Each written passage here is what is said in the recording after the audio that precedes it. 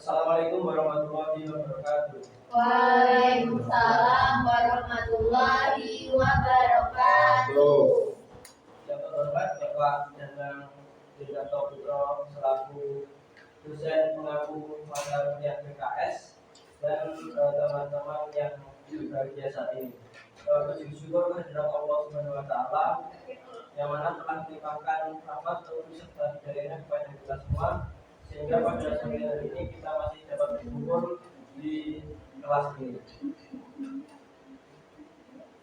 Tidak lupa salawat serta salam semoga tetap tercurahkan kepada junjungan kita Nabi Muhammad SAW yang mana telah membawa kita dari zaman jahiliyah menuju zaman terang benderang dengan perantaraan agama Islam dan semoga di yaumul qiyamah nanti kita mendapatkan syafaatnya. Amin ya rabbal alamin.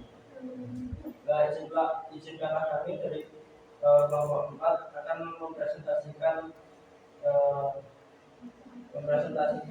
materi kami, yaitu tahapan tumbuh kembang anak.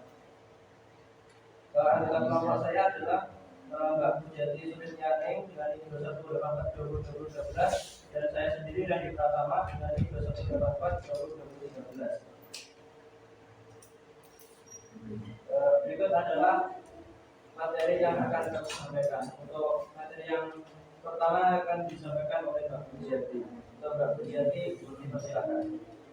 Baik, terima kasih. Di sini saya akan menyampaikan materi kami yang pertama, yaitu perbedaan pertumbuhan dan perkembangan.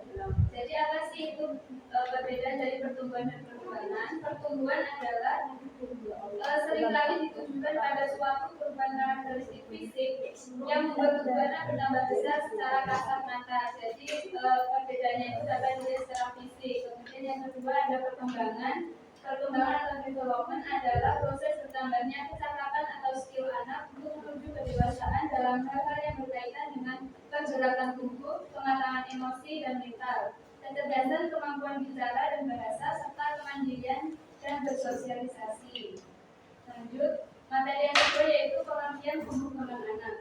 Tumbuh kembang anak adalah proses pertumbuhan fisik, perkembangan kognitif, emosional, sosial, dan psikologis yang terjadi sejak seorang anak lahir hingga mencapai dewasa.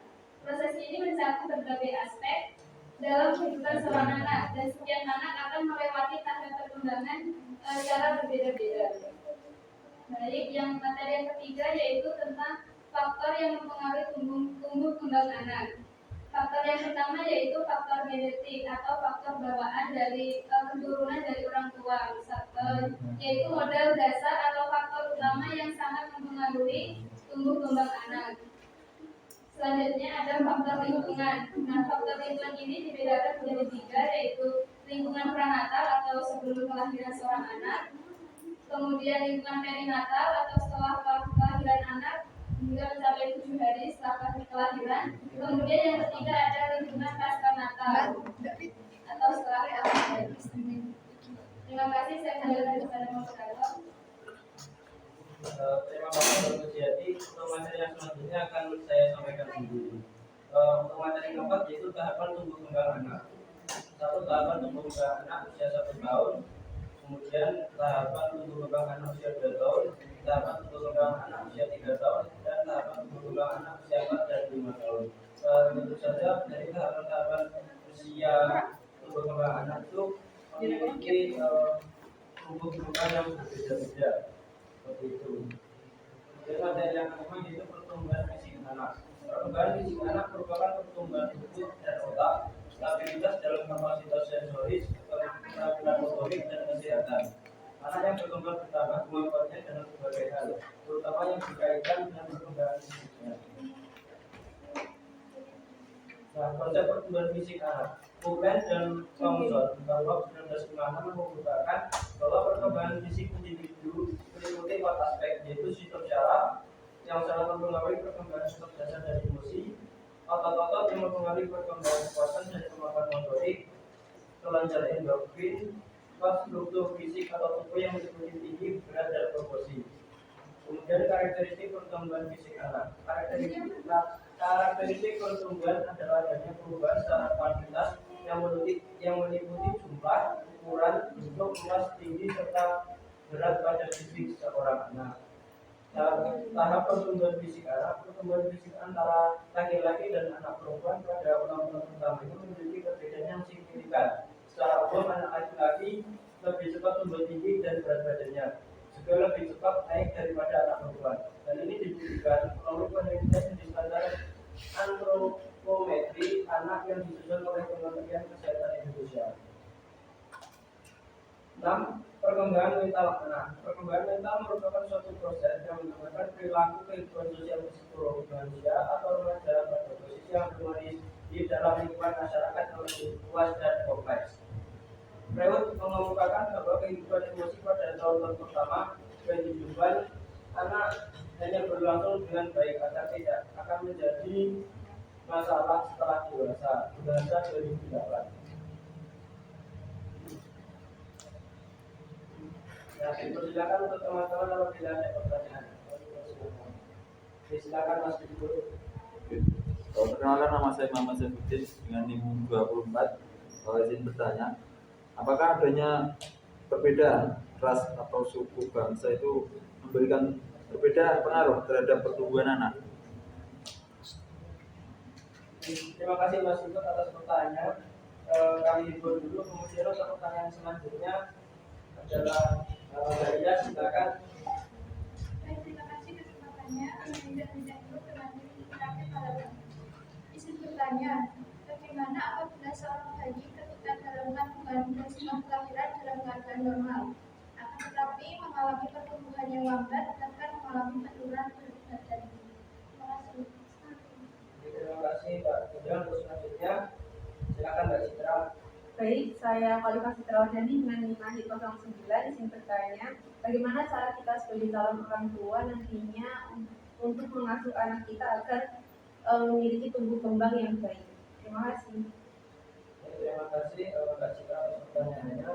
Akan kami diskusikan dulu kemudian kami jawab.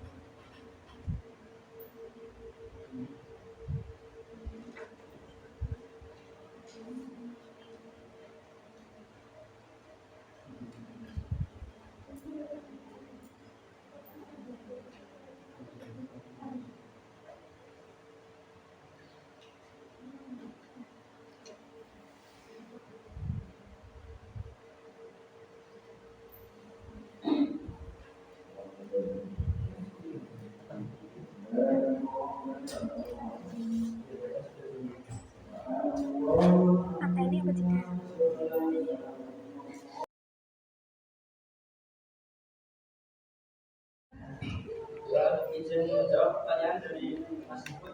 Mas Ibu tadi bertanya apakah ada perbedaan pertumbuhan dari pertumbuhan anak dari ras atau suku yang berbeda-beda seperti katakanlah suku Jawa atau suku di Indonesia seperti itu. Kemungkinan ada perbedaan pertumbuhan anak dari segi gen atau faktor bawaan. Misalnya suku Jawa itu mungkin memiliki perawakan yang kecil atau mungkin anak suku Bugis yang perawakan lebih besar seperti itu. Tentu ada perbedaan, tapi dari penelitian yang berupa dan dengan pola asuh dari orang tua terhadap pertumbuhan anak tidak ada perbedaan antara suku yang berbeda seperti itu. Mungkin nggak berarti ada tambahan.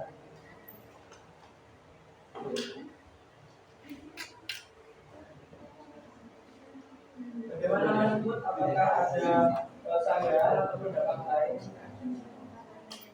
Atau mungkin teman-teman yang lain ada tambahan untuk jawaban dari kami seperti itu? Oke, baik, cukup. Silakan Mbak Pujati. Baik, saya izin menjawab pertanyaan dari Mbak Indah mengenai anak yang mengalami penurunan berat badan setelah kelahiran. Jadi penurunan berat badan pada bayi itu di awal kehidupannya akan wajar terjadi karena seorang bayi itu tentunya mengandung lebih banyak air, sehingga setelah kelahiran itu mengalami yang namanya penurunan berat badan. Tetapi ketika penurunan berat badan itu secara drastis, harus diwaspadai juga saja anak itu mengalami yang namanya penyakit kronis atau penyakit tertentu yang menyebabkan anak tersebut mengalami yang namanya penurunan berat badan. Penurunan kegagalan ini juga menjadi salah satu penyebab anak mengalami stunting atau penurunan fungsi otak yang secara kronis dapat menyebabkan